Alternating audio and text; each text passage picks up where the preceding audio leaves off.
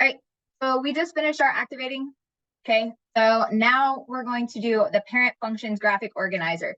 So these are the parent functions that you need to know. Okay, so that's down here. Okay, so really quick, what I'd like for you to do is I'd like for you to just kind of scratch off this first one. You don't need that one. Okay, scratch it off. Okay, so looking at this graphic organizer, you're gonna write, scratch off this. Go ahead and make sure that you put your name on your paper, because I know it's not hole punch, and I apologize. The copier that I used this morning didn't hole punch.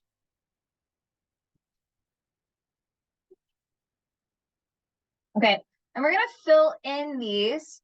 We're just gonna do the names and the shapes of the graph, okay? And then we'll fill in the rest as we go along. So right here we have f of x equals x. What kind of function is that?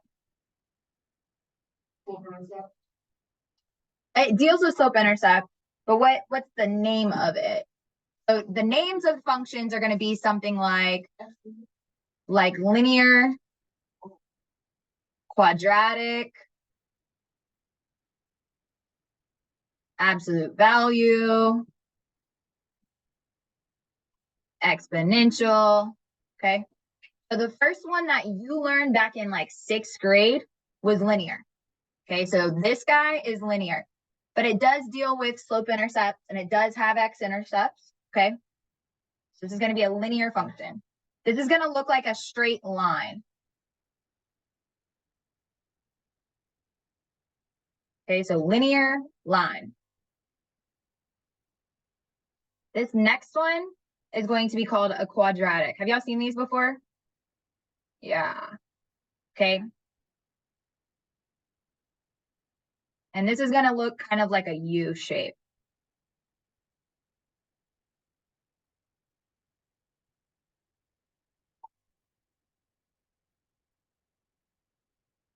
The next one is called an absolute value.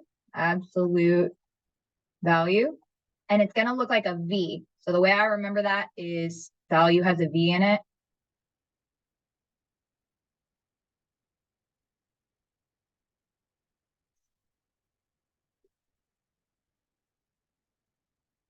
And that one down at the bottom is a square root. And it actually has this shape that kind of looks like a square root. Again, that's how I memorize it. Shape. Now, some of these you're going to recognize. Some of these you might not. Graph shape for linear is going to just be, like I said, a straight line. Ta-da. For quadratic, I think you saw these last year. It's going to look like a U shape. This is called a parabola. Yeah. You'll always mispronounce it and say parabola. The absolute value one is going to be that V shape. And it is different from that quadratic. The quadratic has more of like a little curve shape. Absolute value is going to be more like straight lines. Okay, and this square root is going to be starting from the middle and then kind of swoops off to the side.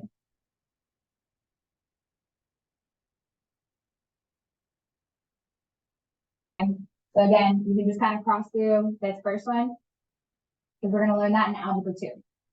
Okay, you can also cross out this one because we're going to learn that one in Algebra 2. Okay, all right, so this one right here, it has x to the third. This is called a cube function. Okay, and this one always reminds me of like an S shape, kind of. Kind of looks like the little S that we draw. Looks like this. Like backwards S, sideways S. Okay, it's basically like a quadratic, but fancier.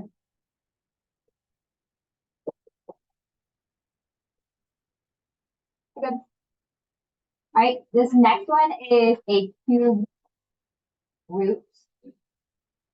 or a cubic root. And this one is basically take this guy and turn him sideways. It's gonna look like that. Real rough, right?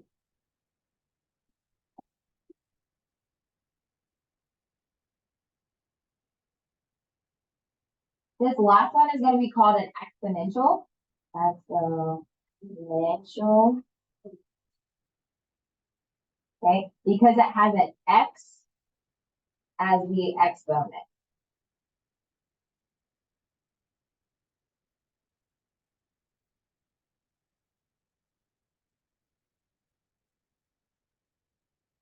And this could look a couple of different ways. For instance, they have this b right here. If I plugged in, let's just say 2 into that, this is what the graph would look like. But depending on what our base is, that might change a little bit. So let me show you really quick. So like, let's say, I'm going to clear this. I'll put it back up if you need it. Let's say I have 2 raised to the x. It's going to look like this. So it's kind of just going to be like a swoop. Okay. So our parent function. JK. There we go. Our parent function for this guy is going to be this little like swoop looking thing. Okay. So all of these are the parent function. Okay. So you know how you're a product of your parents. Like you look similar to your parents. You have some type of feature that may be similar, their eyes or ears, whatever. Okay. This is the same thing with parent functions. All functions are derived from these. Okay. Like the OG. Okay. And I want you to write down everything you notice and wonder about the graph. Okay. Remember, you're submitting this. So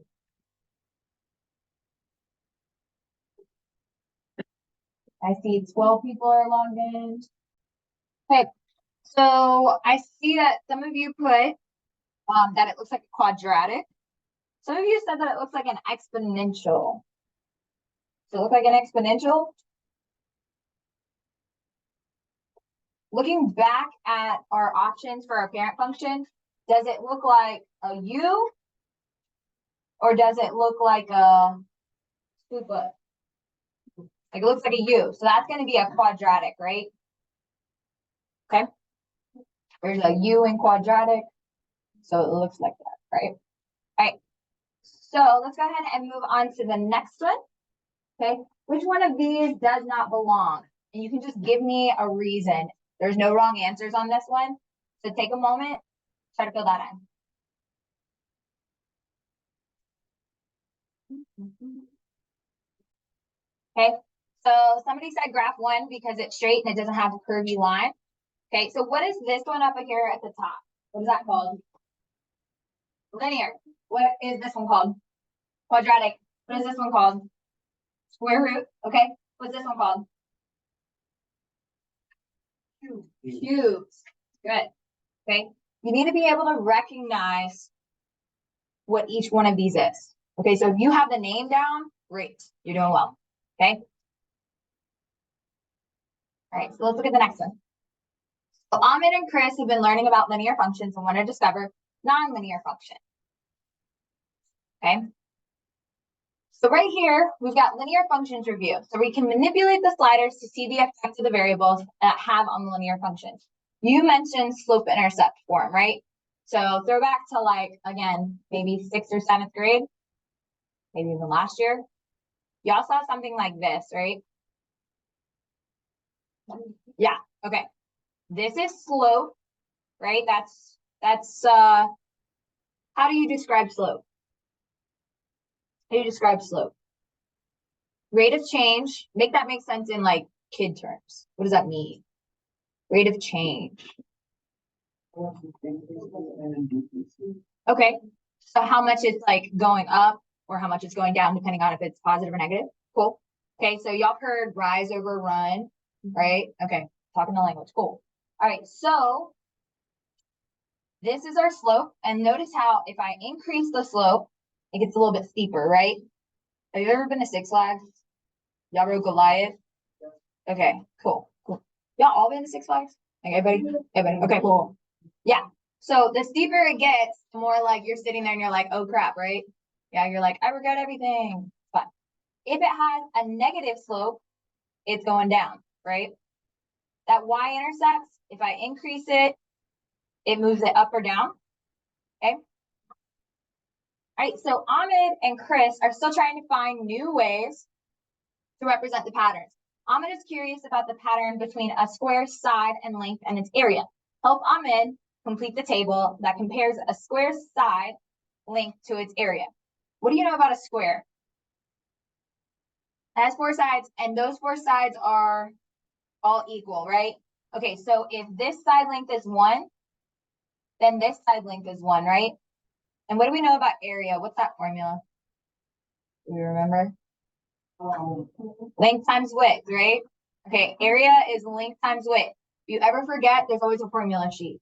Always look at that formula sheet, okay? So what's 1 times 1? 1.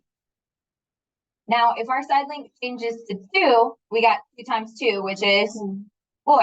Can you fill in the rest of these? Yeah. Okay, take a moment. Go ahead and do that. Okay, so what y'all said was, by the way, I anonymized this, so it may not be your name. Okay, so I apologize. All right, so we got 1, 4, 9, 16, 25, 36. Perfect. Is that what y'all got? Okay. One thing I want us to notice, this is just kind of extra information. What do you know about these numbers? Like these numbers on the right-hand side, is there anything you know about them? Well, what if I took the square root of 16? What would I get? 4. These are called perfect squares. Fun fact. Okay. And they're going to be helpful to us in the next unit. Just wanted to throw that out there. Okay. You have seen them before. Just in case. Okay, moving on to that next slide. Okay, so plot your points from the previous table by typing them into the ordered pair below. Okay, love you guys, but I don't know if y'all are good at graphing, but from previous experience, people struggle with graphing. Let me help you. 1, Desmos does it for you. So if you aren't so great at graphing, fine, use Desmos. Coming in here, what you're going to do is you're going to take a point. So that first one was 1, 1, right? Okay, so you're going to type 1, 1. Okay, so you're going to type 1, 1.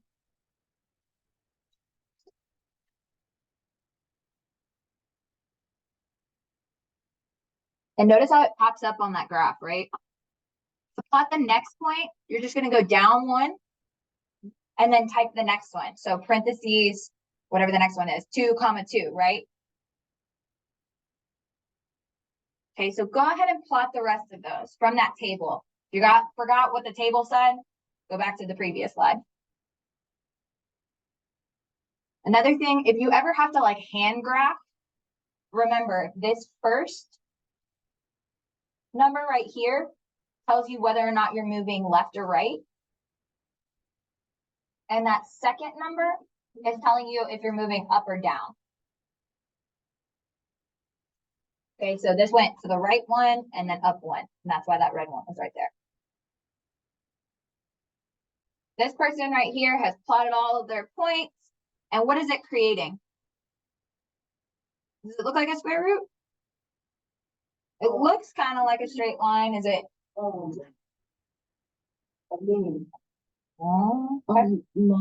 Is it going up by a consistent amount? So from 1, 1 to 2, 2 to 3, 3 to 4, 4. Is that what they were supposed to plot? Mm-mm. Okay, coming back in here. Let's look at somebody else. Let's see if they got it. Somebody plotted this. They put 1, 1, 2, 4. Ooh, it didn't plot that one right. 2, 4, and then 3, 9, and then 4, 16. Now what does this one look like? Is it a square root? It looks like It kind of looks like an exponential, right? Okay. All right, so let's go ahead and move on to the next slide. So Chris notices the pattern and wonders if the pattern works with negative values. Complete the table with negative values from the same pattern. A negative times a negative equals a positive. So if we have -1 times -1, that's going to make a +1. Okay. We have -2 times -2, that's going to give us a +4. Okay, go ahead and fill in that table. All right, so here's what I got for my table. I got 1, 4, 9, 16, and 25. Is that what you got? Perfect. Okay. So what's that pattern actually look like? Okay, when we actually graph this, right? Let's go back. I'm going to show you something really quick. If I go back in here to this one right here, and I graph all of those previous points and the ones that I just came up with, watch what happens. 2, 4, I got 3, 9, I got 4, 16, and then I've got -1, 1, and then I've got -2, 4, and I've got -3, 9, and I've got -4, 16. What does that look like? It's reflecting.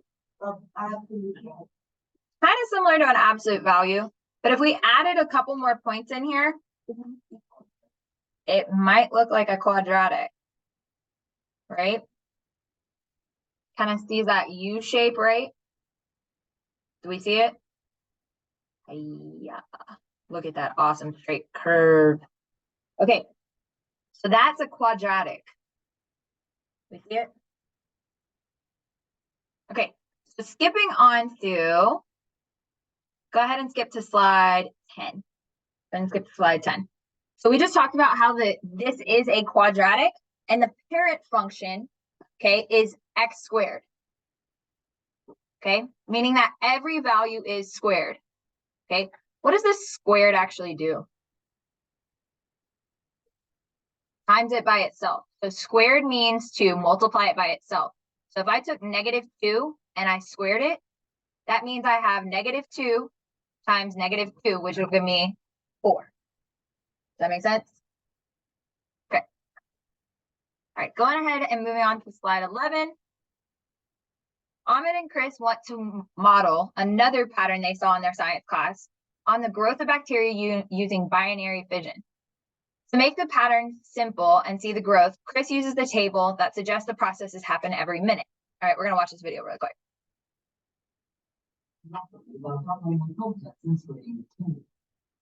One bacteria, dividing every 20 minutes, could produce nearly 5,000 billion bacteria in one day. Now everybody feels like they have to go wash their hands, right? Yeah. Okay, cool. All right, so they're doubling each minute. Okay, so when we say double, that means we're doing what? Times 2, right? Okay, so right here, we started with 1 bacteria, right? And then in the next minute, we got 2. Well, if we take those 2 and we multiply by 2, what is that going to give me? Okay, and if we take those 4 and we multiply by 2, what are we going to get? 8. If we take those 8 and we multiply by 2, what are we going to get? Okay, and we do that again, that's going to give us 32.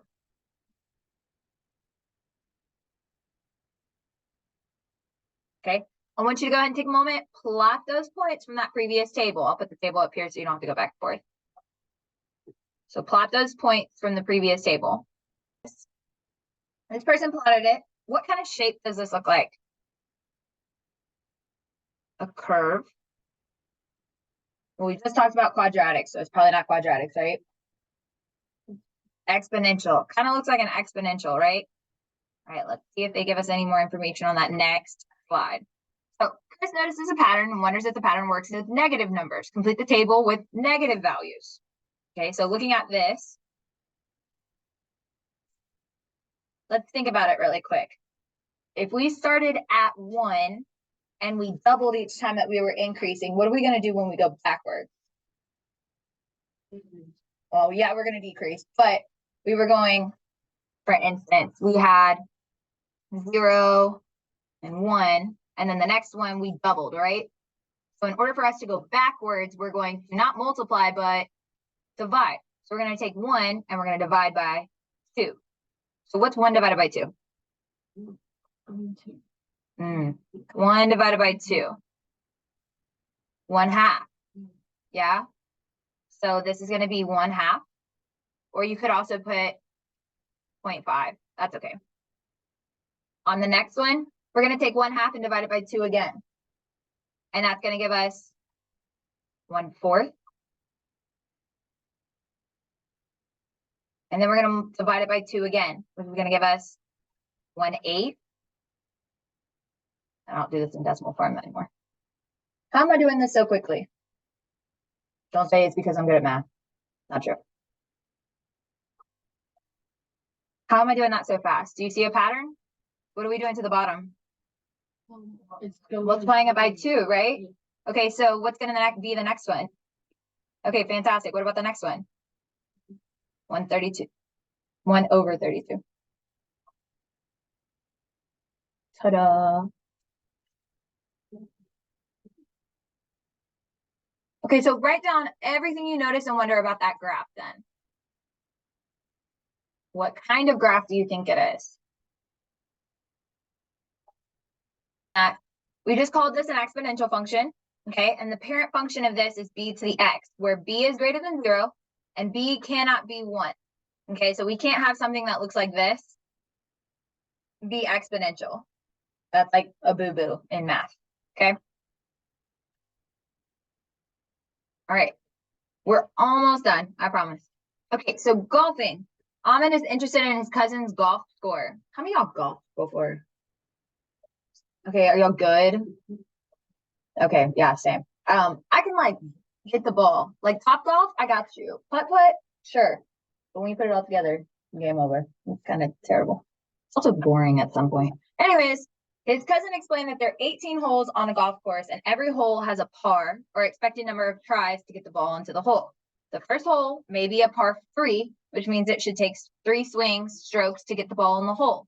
If you go over, you receive a positive number. And if you go under the expected amount, you receive a negative number. Ahmed wants to know how far each golfer's score is away from the par on their first swing. Use the table on the next page to discover the third pattern. Okay, so we're gonna go ahead. Oop, nope, JK. We're gonna go ahead and fill this in. Okay, so on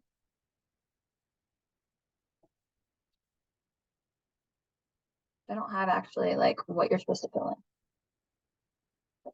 So like, let's say on the first one, you have a par 3.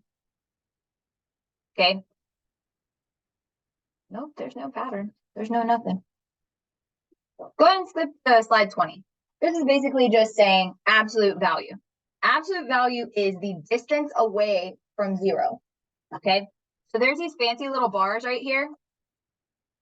These are fancy bars. Okay. What they do is they take anything that's inside here and they make it positive. You know that like annoying person that like takes any like bad situation and then it's like, oh, but look on the bright side, da da da da, and you like kind of want to hit them just a little bit, respectfully. But oh, well, don't hit your sister. But that's what absolute value does. Does that make sense?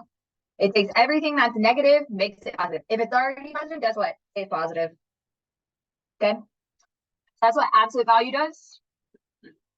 The next one. Chris's aunt makes a square quilt for the family. He remembers Ahmed's pattern with squares. Chris wonders if he can determine a square's side length given the area.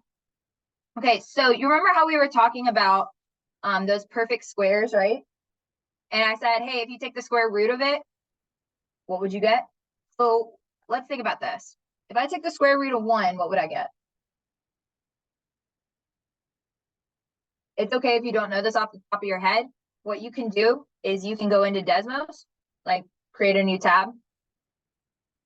I'm gonna show you cheat codes. Get excited. If the internet ever loads. Wild. Okay, so if you go into the graphing calculator and you type SQRT, look what pops up. A square root, right? And then I can just type 1, and guess what? Gives me the answer. I don't even have to do any math. So what's that next number in the table? What's that next number in the table? 4, right? So I'm going to come here. I'm going to type SQRT, and that's going to give me 2. Okay, so take a moment and go ahead and fill in this table.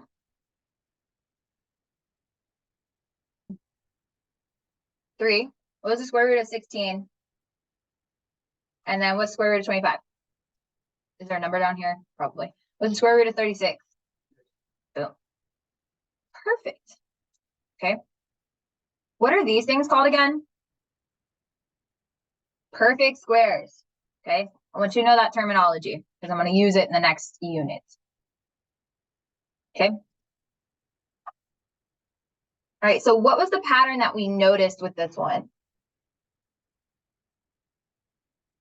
So what was the action that we did? What kind of function did we do? What's this called? Square root. So this is a square root function. Yeah. Okay. Oftentimes people just call this a root function.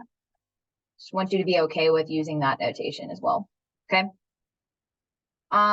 In this little cubby hole right here actually lives in a little 2, but mathematicians are a little lazy and we leave it off. Okay. Sometimes we're just real lazy. And so it's blank. So if it's blank, this is actually a 2 that's written in here. You don't have to write it like that though. Okay. All right. We're going to skip over some of these slides. We're going to go ahead and move down to slide 32. Go ahead and go to slide 32. Yeah. And so you're going to play a few rounds of polygraph with your classmates. So when you hit start playing, okay, you'll be assigned to somebody in the classroom. Okay, and there's a game that you're going to play. So I want you to take a couple minutes. I want you to play at least 2 rounds of polygraph. Okay, so take a couple minutes. You're sorting these cards based off of the graph, the parent function like description, and the equation, and then a couple other key characteristics. So when you're doing this, I would make sure that you take the words and kind of separate it just a little bit, and then match it up with the graph, match it up with the equation. If you need a little bit of help, remember, we just filled this in on our little table on the paper. So if you want to match those up, cool. And then you're matching up the description. Okay. I'll help you a little bit with that, but if you want to organize it, that'd be great. If for some reason, like it's really hard to see it on your Desmos, you can hit Control- and it'll zoom out just a little bit to give you more space. Okay, cool. Go ahead and get started on that. And then I'll do a check-in in about 5. On your paper, going back to the front page, there's this column that says transformed equation. So remember how I said you've got parent functions and then you've got the product of the parent function, right? Like these transformed equations are basically like the children of the parent function, right? So they look very similar to the original, but just a little different. So for instance, looking at this linear function, isn't it kind of similar to what we got going on over here? It's 2x plus 2. Do we see that? Okay. All right. So go ahead and write down those transformed equations. And then we've got the domain and the range. Okay. These are how I write my infinity signs because I can't be cool like that and actually like make a good infinity. Looks like 2 zeros next to each other. Okay. So take a moment, write these down and write your domain and range. And we're going to talk about that domain and range in just a second. Okay. So take a moment. Another way to say negative infinity to positive infinity, if you ever see this, is all real numbers. You learned that back in like 6th, 7th, 8th grade, okay? Now, these have all real numbers until we start talking about the square root. Notice how we have from 0 to positive infinity, okay? Because remember, this guy's shape starts with going from 0 and then he goes out, right? Our domain x's, are they y's? They're x's, yeah? For range, are they x's or y's? They're the y's, right? Okay, so x's move left and right, y's move up and down, right?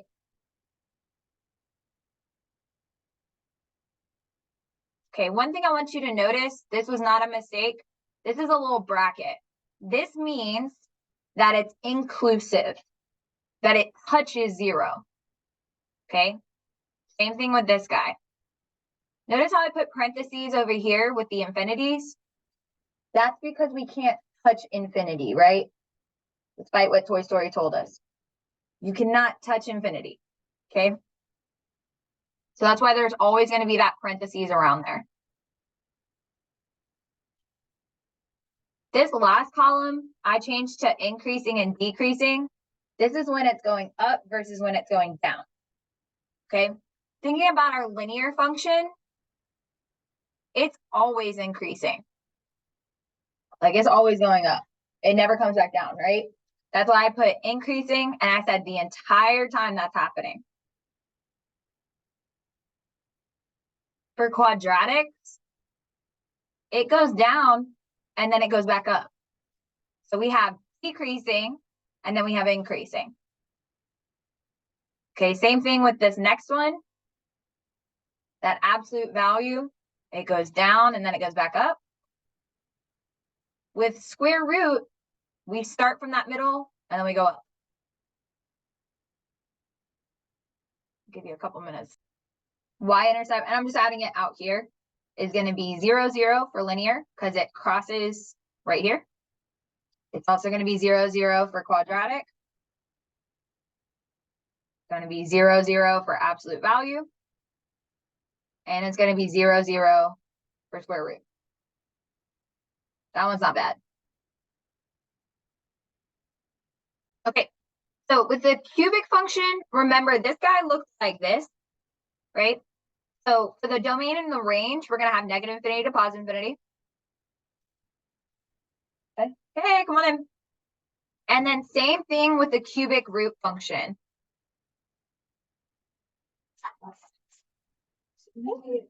Yeah, come on in. If you want to just have a seat right there or wherever. All right. And then this one right here, this is going to have a domain of negative infinity to positive infinity, but then it's going to have a range of 0 to positive infinity or whatever the b term is. So we're going to write this as b. Okay. The transformed equations for these are going to look something like this.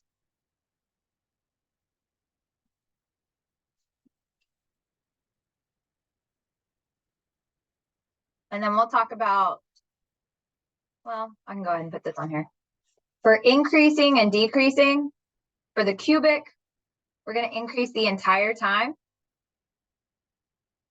For the cubed root, we're going to increase the entire time. And then we're going to increase the entire time for that exponential. And I actually take this back. For this exponential function, this is going to be the horizontal asymptote. So this could vary depending on what b is. This could be 0, or this could be something else. But for right now, for the parent function, we're going to say 0. I take it back. I apologize. It is going to be a parentheses because it's not actually going to touch 0. It's just going to get really, really close to it. But again, we'll talk about exponential functions a little bit later. For our y-intercept at the very end, this is going to have a y-intercept of 0, 0. This guy is going to have a y-intercept of 0, 0. And then this one is going to have a y-intercept of 0, 1. This is the only one that's different.